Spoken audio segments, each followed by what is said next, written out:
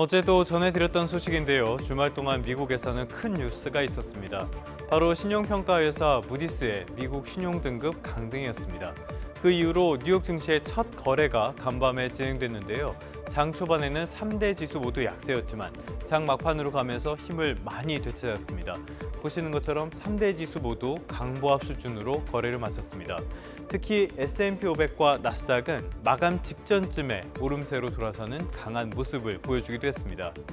그러니까 막대한 재정 적자를 이유로 무디스가 신용 등급을 AAA에서 AA1으로 한 단계 낮추긴 했지만 어제 오늘 일도 아니고 예고됐던 일이기도 하니 시장에서는 오히려 저가 매수의 기회로 봤다는 뜻이 됩니다. 백악관에서는 후행적인 조치에 불과하다면서 평가에 동의하지 못하겠다고 평가 절하하기도 했습니다. 하지만 시장에는 불안감이 남아 있습니다. 달러와 가치는 하락했고요. 국채 금리가 오른 것도 그런 불안감을 반영한 결과로 풀이되는데요.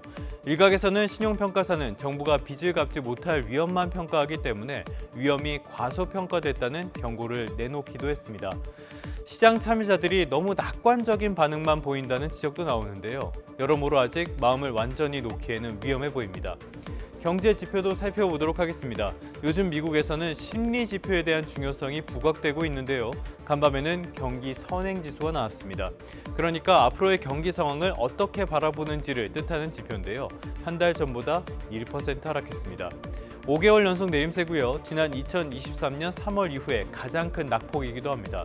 거의 모든 구성 항목이 약세였으니까 여전히 경기 상황에 대한 전망은 썩 좋지 못한 세입니다.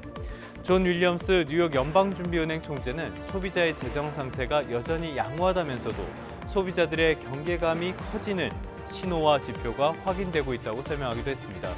역시 트럼프의 관세 정책이 불러온 무역 측면에서의 불확실성이 가장 큰 문제라고 봐야 하겠습니다.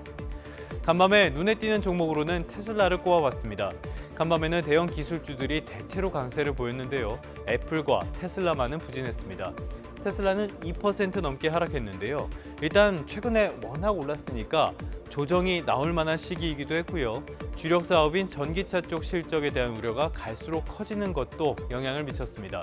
이른바 전기차 캐즘 속에 일론 머스크 최고 경영자의 정치 행보까지 부정적인 영향을 미치고 있죠.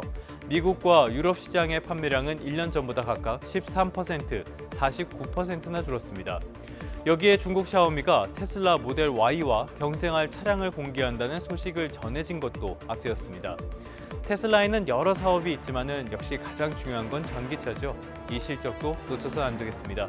지금까지 3분 뉴욕 증시였습니다.